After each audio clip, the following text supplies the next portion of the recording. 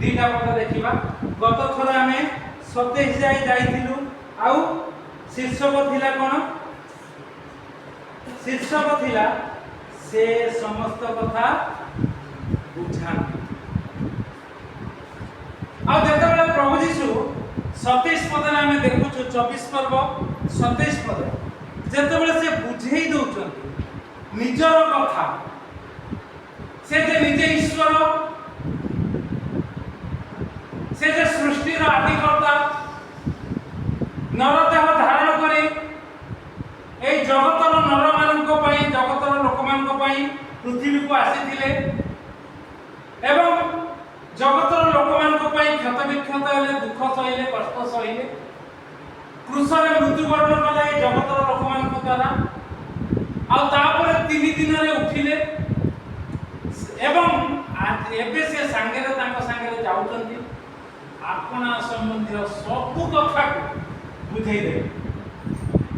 ଆଉ ଯେତେବେଳେ ବୁଝେଇ ଦେଲେ ତାପରେ ଆଉ ସେମାନେ ଯେଉଁ ଗ୍ରାମକୁ ଯାଉଥିଲେ, କୋଉ ଗ୍ରାମକୁ ଯାଉଥିଲେ ସେମାନେ? ହ୍ୟାଲୋ ଇମାୟୁ ଗ୍ରାମ, ଇମାୟୁ ପଥରେ ଯାଉଥିଲେ। ତା ପୂର୍ବରେ ଲେଖା ଅଛି ଯୋଉ ଗ୍ରାମକୁ ଯାଉଥିଲେ ହଠାତ୍ ଆଶ୍ଚର୍ଯ୍ୟକର 2 ଜଣ ଚାଲି ଚାଲି ଯାଉଛନ୍ତି ଯୀଶୁଙ୍କର କଥା କହି କହି, ଯଦିବା ଶିଥିଳ ଚିତ୍ତ ହୋଇଯାଇଛନ୍ତି। ପ୍ରଭୁ ଯୀଶୁ ବଞ୍ଚିଥିଲା ବେଳେ ଯୋଉ କଥା କହିଲେ ତାକୁ ବିଶ୍ୱାସ ଏତେ ଭାବରେ କରିପାରି ନାହାନ୍ତି, କିନ୍ତୁ ଯୀଶୁଙ୍କର କଥା ହେଇ ଯାଉଛନ୍ତି। ଯୋଉମାନେ ଯୀଶୁଙ୍କର କଥା ସବୁବେଳେ ହଉଥିଲେ ପ୍ରଭୁ ତାଙ୍କର ସାଥ ଦେଉଥିଲେ। ଆଗେ ଆମେ ଜୀବନରେ ଅନୁଭବ କରି କରି ଆସୁ ଯୀଶୁଙ୍କର କଥା। ବିବାହ ନ ହେଇଥିଲା ବେଳେ ଏକାଠି ଥିଲା, ବିବାହ ହେବା ପରେ ଯୀଶୁଙ୍କର ସହିତ କଥା, ଯୀଶୁଙ୍କ ସମ୍ପର୍କରେ କଥା। ସକାଳୁ ସକାଳୁ ଉଠିକି ଆଜ୍ଞା 5:30 ବେଳେ ଆମେ ଯାଉ ମଙ୍ଗଳବାର ଦିନ ଗିଦିଅନ ପ୍ରାର୍ଥନା ମିଟିଂ। ମୋର ସ୍ତ୍ରୀ ଟିକେ ବିରକ୍ତ, ଏତେ ସକାଳୁ ଶୀତରେ ଘୋଡ଼ି ଯୀଶୁଙ୍କ ସମ୍ବନ୍ଧୀୟ ଆଉ ପ୍ରଭୁ ସାଥ ଦିଅନ୍ତି, ବୁଝେଇ ଦିଅନ୍ତି। ଆଉ ତାର ଯିବା ପରେ ମଧ୍ୟ 8 ବର୍ଷ ସାଥ ଦିଅନ୍ତି, ବୁଝେଇ ଦିଅନ୍ତି। ଆଉ ଏବେ ଆମେ ଅନ୍ୟମାନଙ୍କୁ ବୁଝାଉଛୁ। ଯଦି ଯୀଶୁଙ୍କର କଥା ହେଇ ଯାଉଥିବ ମନବାଞ୍ଛା ପୂର୍ଣ୍ଣ ହେବ। ପ୍ରଥମ କଥା, ଯାହା ଚାହୁଁଛ ତାହା ମିଳିଯିବ। ଦ୍ୱିତୀୟ କଥା, କିନ୍ତୁ ସେଇ ଯୋଉ ସ୍ତର, ସେଇ ବାଟ ଦେଇ ଯାଉଛ କେତେ ଦିନ ଲାଗିବ? ବୋଧେ ମୁଁ ଭାବୁଛି 3 ଦିନର ବାଟ ସେ ଇମାୟୁ ଗ୍ରାମ ପହଞ୍ଚିବା। ଏମାନେ କଥା ହେଇ ଯାଉଛନ୍ତି ଆଉ ଲେଖାଯାଉଛି ହଠାତ୍ ସେମାନେ ସେ ଗ୍ରାମରେ ପହଞ୍ଚିଗଲେ। କେତେ ଜଣ ପହଞ୍ଚିଲେ? 3 ଜଣ। ଏ 2 ଜଣ ଯେ କଥାବାର୍ତ୍ତା ହଉଥିଲେ ଆଉ ପ୍ରଭୁ ଯୀଶୁ ହଠାତ୍ ପହଞ୍ଚିଗଲେ। କିନ୍ତୁ ସେ ପହଞ୍ଚିବା ସମୟ ବେଳକୁ ସିଏ କ'ଣ କରୁଥିଲେ? ଆଗକୁ ଯିବାକୁ ଏବେ ସହିତ ସାଙ୍ଗରେ ଥିଲେ। ପ୍ରଭୁ ଆମର ବହୁତ ଭଦ୍ର, ଆତ୍ମାଙ୍କର ଫଳ ଦେଖିଲୁ, ଭଦ୍ର, ବହୁତ ଭଦ୍ର, ଠିକ ଅଛି। ତାଙ୍କ ସାଙ୍ଗରେ ତ ଚାଲି ଚାଲି ଆସିବେ। ଏବେ ଆଉ କାହିଁକି? ସେ ତ ପହଞ୍ଚି ଗଲେ, ତାଙ୍କ ଘରକୁ ଯିବେ। ମୋର ତ ଘର ନାହିଁ, ସ୍ୱର୍ଗରେ ମୋ ଘର, ମୁଁ ଏଠିକି ଆସିଛି। ଏମାନଙ୍କ ସାଥ ଦେଇଛି, ଆଗକୁ ଯିବାକୁ ବଢ଼େଇ ଚାଲି ଯିବାକୁ ସେ ପଦକ୍ଷେପ ନେଉଛନ୍ତି। ଦେଖାଯାଉଛି 28 ପଦ। ସେ ଗ୍ରାମକୁ ଯାଉଥିଲେ, ସେଥିର ନିକଟବର୍ତ୍ତୀ ହୁଅନ୍ତେ ପହଞ୍ଚିଯିବେ। ହଠାତ୍ ସେ ଆହୁରି ଆଗକୁ ଯିବାର ଭାବ, ଆଗକୁ ଯିବେ, ସେ ତାଙ୍କ ବାଟରେ ସେ ଯିବେ, ତମେ ତମର ଗ୍ରାମକୁ ପହଞ୍ଚି ଯାଅ।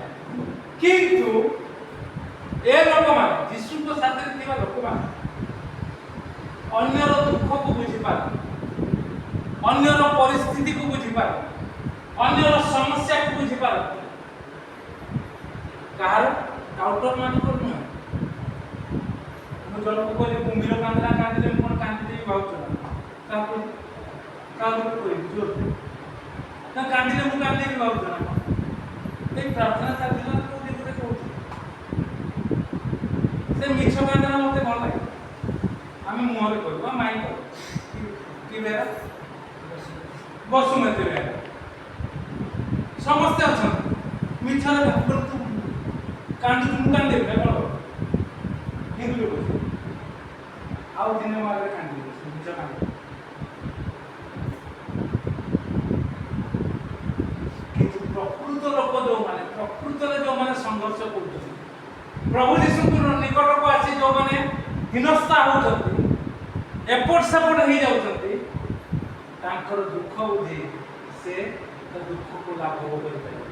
ଏମାନେ ଦେଖନ୍ତୁ ପ୍ରଭୁଙ୍କୁ କଥା କହିତେ ବିଶ୍ୱାସ କଲେ କିନ୍ତୁ ପ୍ରଭୁ ଯୀଶୁ ହେଉଛନ୍ତି ତାଙ୍କର କଥା କହି କହି ଚାଲୁଛନ୍ତି କିନ୍ତୁ ଯେତେବେଳେ ସଞ୍ଜ ହେଇ ଆସୁଛି ଦିନ ଯାକ ଚାଲି ଚାଲି ଆସିଲେ କଥା ହେଇ ସଞ୍ଜ ହେଇ ଆସୁଛି ଲୋକଟି ଯେ ପ୍ରଭୁଙ୍କୁ ଚିହ୍ନି ନାହାନ୍ତି ସେତେବେଳେ କିନ୍ତୁ ସେ ବୁଝେଇ ଦେଲା ବେଳକୁ ସେ ବୁଝି ଯାଉଛନ୍ତି ଆଉ ସେତିକି ବେଳେ ଆଗକୁ ଚାଲିଯିବାକୁ ସେ ଚାହୁଁଛନ୍ତି ଆଉ ଏଇ ଲୋକମାନେ କ'ଣ କରୁଛନ୍ତି 29 ପଦ କିନ୍ତୁ ସେମାନେ ତାହାକୁ ବଳାଇ କହିଲେ ଆମ୍ଭମାନଙ୍କ ସାଙ୍ଗରେ ରୁହନ୍ତୁ।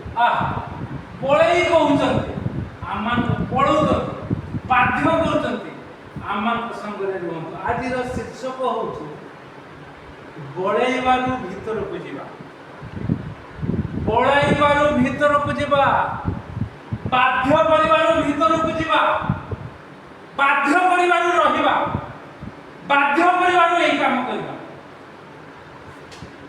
ପ୍ରଭୁଙ୍କର ଲୋକକୁ ଚିହ୍ନି ପାରିବେ ଆଉ ସେଥିପାଇଁ ଇଚ୍ଛା ନଥିଲେ ମଧ୍ୟ ସେ କିଛି କାର୍ଯ୍ୟ କରିବେ ବଳେଇବା ଆଉ ସେଟା ପାପ ହବ ନାହିଁ ସେଟା କାହାରି କ୍ଷତି କରିବ ନାହିଁ କାହାକୁ ଅଶାନ୍ତିରେ ରଖିବ ନାହିଁ ପଳାଇବା କେତେବେଳେ କରିବେ ପ୍ରଭୁଙ୍କର ଲୋକ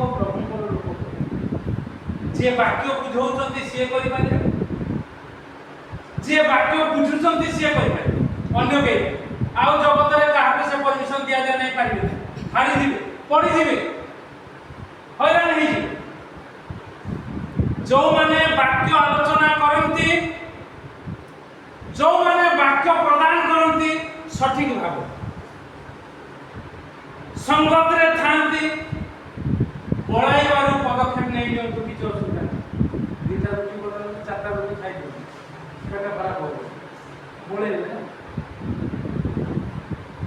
ଅନ୍ୟମାନଙ୍କର ହେଇଛି ଆପଣଙ୍କର ହବ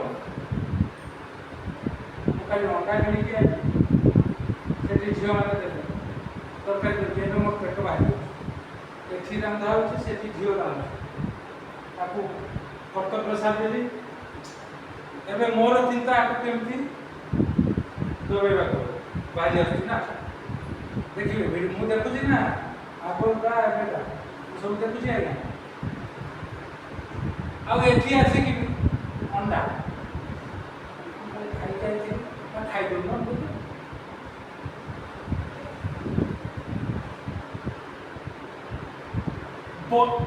ପାପ ହବ ନାହିଁ ଅସୁବିଧାରେ ପଡ଼ିବେ ନାହିଁ ଦେହ ଖରାପ ହବ ନାହିଁ ବାପ ଘରକୁ ଯାଇକି ଦେହ ଖରାପ ହେଇଛି ଏବେ ଯାଇ ପେଟ ଖରାପ ମତେ ଗିଲେଇକି ବି ମୋର ରେଡି କାହିଁକି ହେଲା ମୋର ହେଲାନି ତାର କାହିଁକି ହେଲା ଅବିଶ୍ୱାସୀ ଲୋକ ସେମାନେ ତମେ ତାଙ୍କ ସାଙ୍ଗରେ ଆଉ ଟିକେ ଖାଉନୁ ଆଉ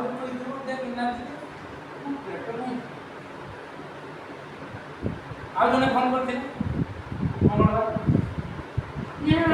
କାଟା କାଟି କହିଲେ ଆଉ ଖାଇ ଦେଇଥିବ ନା 3ଟା ଖାଇଦେବି ଓକେ ଗୋଟେ ପଦକ୍ଷେପ ଆଜ୍ଞା ଏ କଥା କହିବାକୁ ମନେ ପଡ଼ିବ ଏ ପଳେଇବା ନହେଲେ ଏଗୁଡ଼ା ଆମର ନଥିବା ଏ ପଳେଇ କେତେ କଥା ଅଛି କେତେ କଥା ଯାଉଛି ପ୍ରଭୁ ଯୀଶୁଙ୍କୁ ପଳେଇଲେ ଆଗକୁ ଯିବା ଭାବ ଦେଖାଉଛନ୍ତି ପ୍ରଭୁ ଯୀଶୁଙ୍କର ଇଚ୍ଛା ଅଛି ଶକ୍ତି ପ୍ରକାଶ କରିବା ପାଇଁ କିନ୍ତୁ ଆଗକୁ ଯାଉଛନ୍ତି ଭାବ ଏମାନେ ଚିହ୍ନି ପାରୁନାହାନ୍ତି ଚିହ୍ନୁନାହାନ୍ତି ଆଉ ଦେଖାଯାଉଛି କ'ଣ ପଳାଇବାରୁ ସେମାନେ କ'ଣ କହିଲେ ଆମ ସାଙ୍ଗରେ ରୁହନ୍ତୁ କାରଣ ସନ୍ଧ୍ୟା ହେଇଯାଉଛି ଆଜ୍ଞା ଆପଣ କେମିତି ଯିବେ ହଠାତ୍ ପହଞ୍ଚିଗଲେ ତାଙ୍କର मस्तिष्क काम करूनी जे ये प्रभु ही नथिले तो आमे एते बार तो आहुरी चली बार थिले एते आमे रात्रि पहुंचा ते समुद्र ही आसी कोन पहुंची बुझी पाबना बुझी पारिबे ना आ पहुंचीला परे ताकू कहले बेड़ गड़ी गलानी संध्या ही आसुची 29 पद सेथिरे से सेमानक संगे रहिबाकू घर भीतर को गले आ जते प्रभु घर भीतर को पसी जिवे ना प्रभु को लोक जते घर भीतर डाकी लाओ ना सब समाधान सब समस्या टूटी जिवे ताली को कहला एबे देखो भल रे अछि कि आपे आपे मु किछि कोन मु खाली सुन एगुडा बोले बाहरी बापा मिछरे सब कोतला एबे देखो आपे प्रभु को लोक आज्ञा घर भांगे घर भीतर को पसिबो घर को रखा जदि ताकू तमे गोइठा मार दब देखा जाय प्रकाशित वाक्य मो कबाट पाखरे खाली ठप ठप करे जे कहीं मोर आवाज सुनी कबाट खोली देबो मु भीतर को जीवी प्रवेश करिवि एवं ता सहित भोजन करिवि खाइबि प्रभु आम सहित खाइबि आमे जेते तळस्तर रहू किंतु कथा सुनिबार कथा मानिबार कथा बुझिबार प्रभु भीतर को गले ओ रहिले जदि आमे 28 29 27 पद जाय छु 28 29 जाय छु आमे टिके आउ टिके आगो को पळेला किंतु सेमाने ताहांकु जतरा बळाई कहउचंती 30 पद को पळेला आउ सेमानक सहित से कोन बोले हां प्रभु खालीटा आसंती नाही भजन रे बसी जाती फिरकिनाली बोली गोटे गाँ अच्छे जने प्रोफेसर जने डॉक्टर को संगे मु जाऊ से गाँ मो संगे से माने जाऊ एस पेपिल बोली आ ताकर विशेष पेडियाट्रिक स्पेशलिस्ट रश्मि ताकर जेहेतु विवाह के पेपिन कर दैछन तो कटक रछि ताकर को डाक्टरी पढुतला सेते बेले मु 2014 मसिया कथा हम वर्षा छोट होइतला सप्तम अष्टम से गाँ को गलु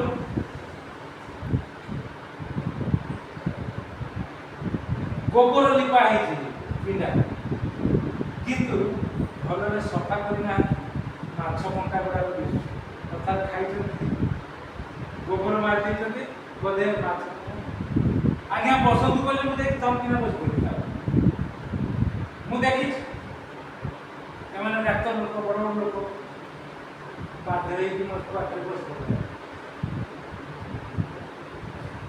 बड़े आ एक प्रकार पदक्षेप नबा आम लोक को एक प्रकार शिक्षा दो आ से गाँ को फिरिक ना लेके जाओ प्रेस द लॉर्ड हालेलुया बोले एबा कहबोनी कोहे विरोध हैला मते ये कोठी गोटे चाकरी करती ये कि प्रभु को सेवा करिवो हम प्रेस द लॉर्ड हालेलुया बंद कर दी सालानी मते गुटिए रब्बार दे दिले कोरोना जाय जाउ काहे कि बंद करी आगे से माने भलरे ओडिया कथा कहि पाउना ओ भाषा भाषी लोक ताकर टाइटल होची हनागा श्रीधर हनागा बास्के आ कोन भूली गली सब जने चाकरी भी करछि पिंगुआ ना कोन एमती सब ओडिया कथा भलरे कहि पाउनती प्रेस द लॉर्ड हालेलुया आगे हम कहि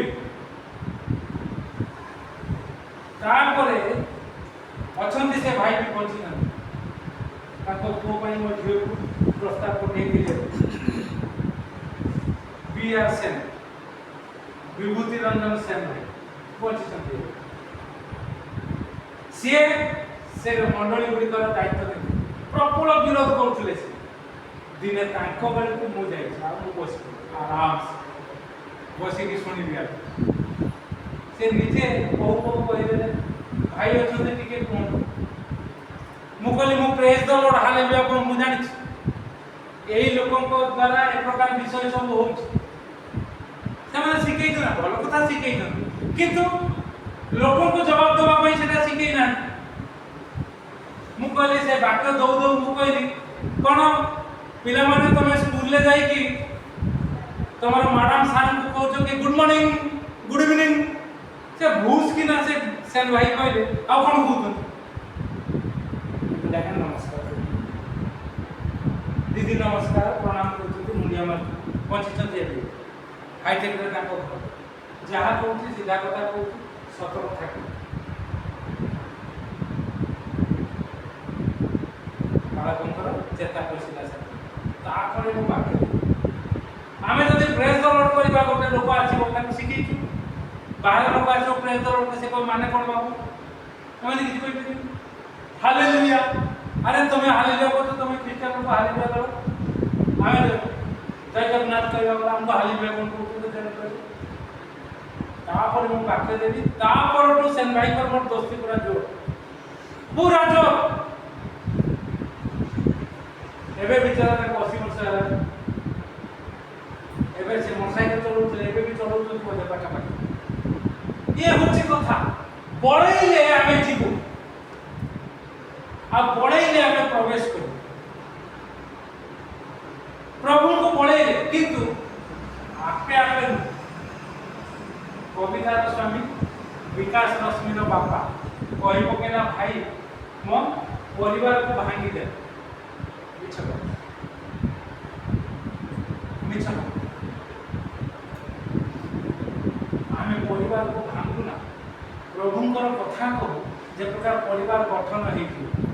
ବାବୁ ତ ତାର 5 ବର୍ଷ ପରେ ଗଲେ, ଏବେ ପରିବାର ଭାଙ୍ଗୁଛି କି ଗଢୁଛି ଆପଣମାନେ ସାହି ପଡ଼ିଶା ଲୋକମାନେ ଯେତେ ଥିବେ। ଆଉ ଗୋଟିଏ କଥା କ'ଣ କହିବେ, କ'ଣ ତାକୁ ରଖିଛି ସେଥିପାଇଁ କହୁଛି, କ'ଣ ହେଲା? କ'ଣ ହେଲା? କ'ଣ ହେଲା?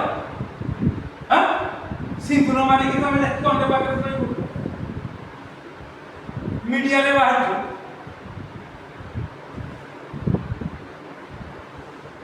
ପ୍ରଭୁଙ୍କର ଶକ୍ତିକୁ ପରିପ୍ରକାଶ କରିବାକୁ ହେଲେ ପ୍ରଭୁ ଏ ପ୍ରକାର ବିଷୟ ଲାବଣ୍ୟ ରାମ ବୋଲି ଜଣେ ଆସିଥିଲେ, ସେ ମୋର ବଡ଼ ଭଉଣୀ, ଆମ ବଂଶର ସବୁଠୁ ବଡ଼ ଭଉଣୀ। 2 ତାରିଖ ବୋଧେ ଆସିଥିଲେ, 2-3 ତାରିଖ ନା ସେଠି ସଚପଦାରେ ସେ ବୋଉମାନେ କହୁଛନ୍ତି ସେ ଯେ ଫଟୋ ପାଖରେ ଘର ନାହିଁ, ସେ ତାକୁ ରଖିଛି। ଇଏ ତାକୁ କହିଲେ, ତୁ ଜାଣିଛୁ ସେ କିଏ? ଆରେ ତାର ପ୍ରଥମ ବିଶ୍ୱାସୀ ସିଏ, ବିଶ୍ୱାସୀ। ଆଉ ସେ ମୋର ଭାଇ ବୋଲି ଜାଣିଛୁ ନା? ଜାଣିନି ବୋଲି କିଏ କହିଲେ? କାଲି ନା ନା ନା ରଣା ମଣ୍ଡଳୀ ଜାଣି, ମୁଁ ଜାଣିଲି, ମୋର ଧରିଗଲା ସେଣ୍ଟର, ମୁଁ ତ କାହାକୁ ଜାଣିଲି। ନାଇଁ ନାଇଁ ତା କଥା ସିଏ ନୁହେଁ, ଆଉ ଜଣେ କ'ଣ ନା କହିଲ, ତୁ ସିଧା କହିଲି, ତୁ ରଖିଛି କ'ଣ ହେଲା? ସିଧା ତ କହିଥାନ୍ତ, ହଁ ରଖିଛି, କ'ଣ ହେଲା? ତାର ସ୍ୱାମୀ ନାହିଁ, ୟାର ସ୍ତ୍ରୀ ନାହିଁ, ରଖିଲେ କ'ଣ ହେଲା? ଅସୁବିଧା କ'ଣ? କ'ଣ ନାଇଁ, ସେ ମୂର୍ଖଙ୍କୁ ମୂର୍ଖ କଥା କହିଲେ। ଆଉ ମୁଁ ଖାଲି ଏତିକି କହିଲି, ତମ କଥା ତ ତମେ ସମ୍ଭାଳି ପାରୁଛ, ୟା ତା କଥା କାହିଁକି କହୁଛ? ବଳେଇଲେ ଆମେ ଯିବୁ। ପ୍ରଭୁ ଆମକୁ ବଳାନ୍ତି ଗୋଟେ ଗୋଟେ ବିଷୟ, ଯାହାକି ମନରେ ଆଦୌ ନଥିଲା।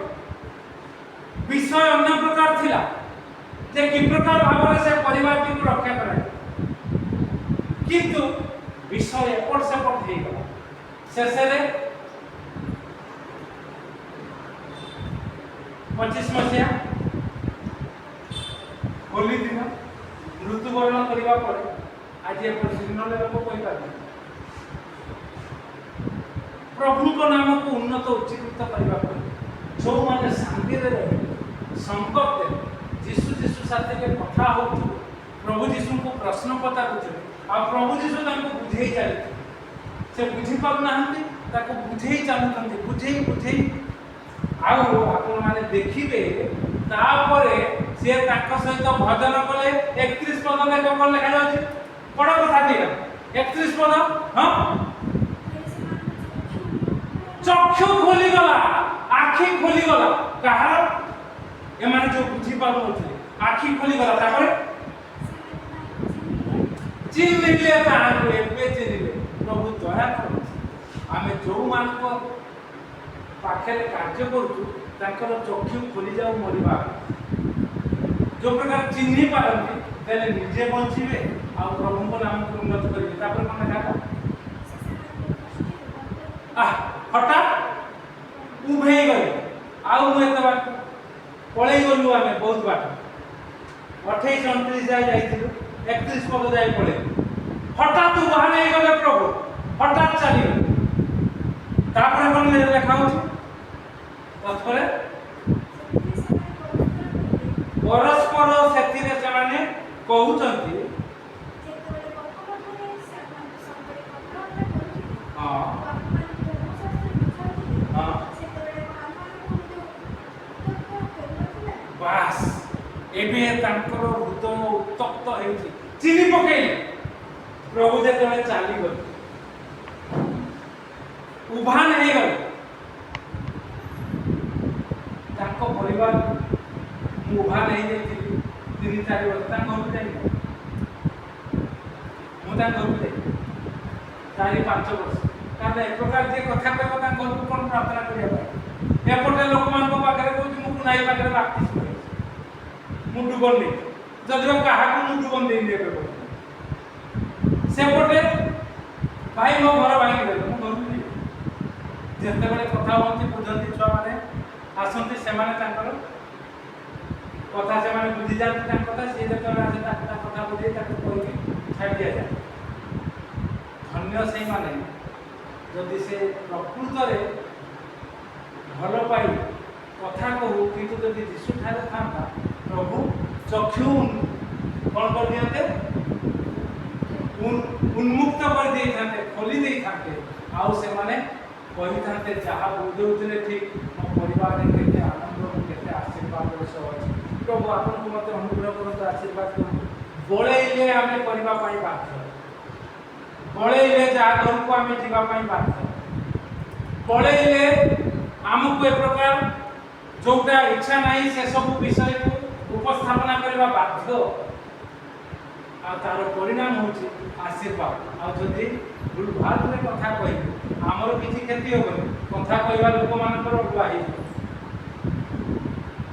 ଆମେ ଆଉ କ'ଣ କରିପାରିବା ଦୁଃଖ ଲାଗେ ବାର ବାର ତାକୁ କେତେ ସୁନ୍ଦର ହେଇଥାନ୍ତା ଏବେ ଯୋଉ ପ୍ରକାର ପରିସ୍ଥିତି ତମର ସୁଧାରି ଯାଇଛି ଲୋକମାନେ ବି ଦେଖୁଛନ୍ତି ସେ ଯଦି ଥାନ୍ତା କେତେ ସୁନ୍ଦର ହେଇଥାନ୍ତା ନା ଯେହେତୁ ସାଥିରେ ପ୍ରଭୁଙ୍କ ସାଥିରେ ଚାଲିଲେ ନାହିଁ ପ୍ରଭୁଙ୍କ ଲୋକକୁ ତୁଚ୍ଛ କଲେ ଏପଟ ସେପଟ କଥା କହିଲେ 2023 ବୋଧେ ନୂଆ ବର୍ଷ 2024 ନୂଆ ବର୍ଷ ରବିବାର ପଡ଼ିଥାଏ ବୋଧେ 23 ନା 24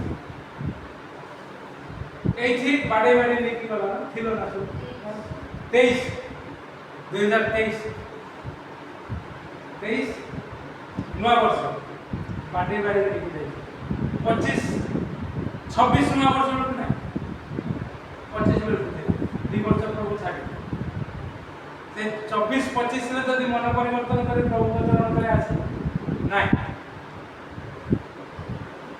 আর আমକୁ ଯିଏ ଯେତେ କହିଲେ ଯେତେ ଦିନ ଯାଏ ସାଙ୍ଗରେ ଅଛୁ ମୁଁ କହିଲି ବର୍ଷେ ତମ ପରିବାରକୁ ସୁନ୍ଦର ଭାବରେ ରଖିବା ପାଇଁ ପ୍ରଭୁ ଯେଉଁ ଚିନ୍ତା ଦେଇଥିଲେ ମୁଁ ତାହା ପଦକ୍ଷେପ ନେଲି ଏବେ ବର୍ଷେ ପୁରି ଯାଇଛି ମାର୍ଚ୍ଚକୁ ତାଙ୍କ ଘରେ ପ୍ରାର୍ଥନା କରିକି ଆସି ଏବେ ତମ ହାତରେ ଡୋର ଏବେ ସ୍ୱାଧୀନତା ଛାଡ଼ିବି ତମେ ଇଚ୍ଛା କଲେ ରହିବ ଆଉ ଯଦି ଇଚ୍ଛା ନ କଲେ ନ ରହିବ ଘର କାମ ନ କରିବ ରବିବାର ଦିନ ଆସିବ ସମସ୍ତେ ଯେମିତି ଆସୁଛନ୍ତି ଟିକେ ମୋତେ ଆଗୁଆ କହିଦେବ 10 15 ଦିନ ଯେତିକି ତମେ କରିଛ ଛେଳି କୁକୁଡ଼ା ତାକୁ ପିଟିବା ଦେବ ନହେଲେ ମୁଁ ପଡ଼ି ଗଲେ ଅସୁବିଧା ହେଇଯିବ କହିଦେଇଛି ସିଧା ସଳ ଆଉ ଏବେ ଏମାନଙ୍କୁ କହିବ ଆଜିକାଲି ଯଦି ମୋ କଥା ଅନୁସାରେ ଯିଏ ରହିବ ସିଏ ଲାଭ ପାଇବ ମୋ କଥା ଅନୁସାରେ ନଚଲେ ତମକୁ ବି ଆମ ଝିଅମାନଙ୍କୁ ଆଜ୍ଞା ଛାଡ଼ିଦେବି ତାପରେ ସେମାନେ ଆସିବେ ପ୍ରଭୁଙ୍କର କାମ କରିବାକୁ ହେଲେ ସେଥିପାଇଁ ପ୍ରଭୁ କହିଲେ ମାତା ପିତା ଭ୍ରାତା ଭଗ୍ନୀ ଭୂମି ଭଗ୍ନୀ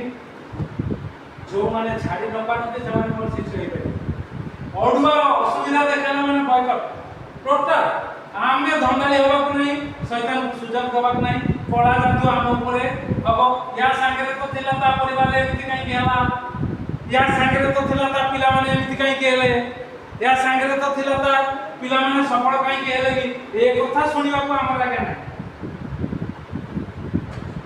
पदक्षेप नउथबा को सेति भाई मानसार पात्र को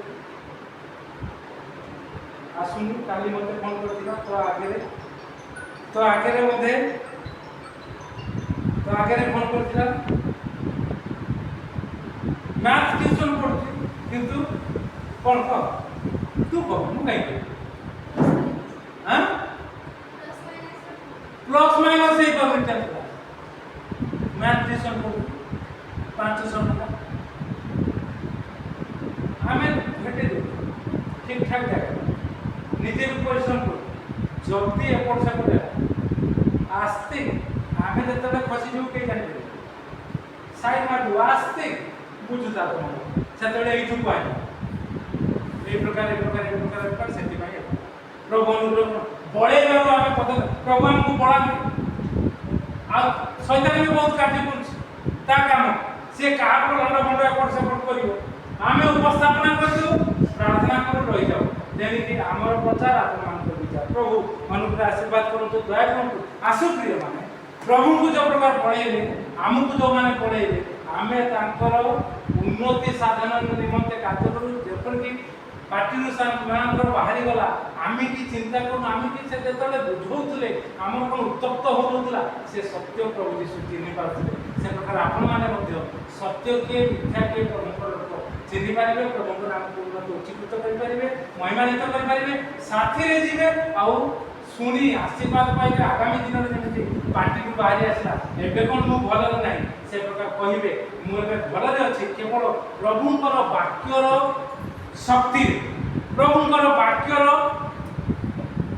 प्रभाव रे प्रभुंकर वाक्यर प्रयोग रे ए प्रकार है प्रभु आपन मत अनुग्रह करन आशीर्वाद करन आमे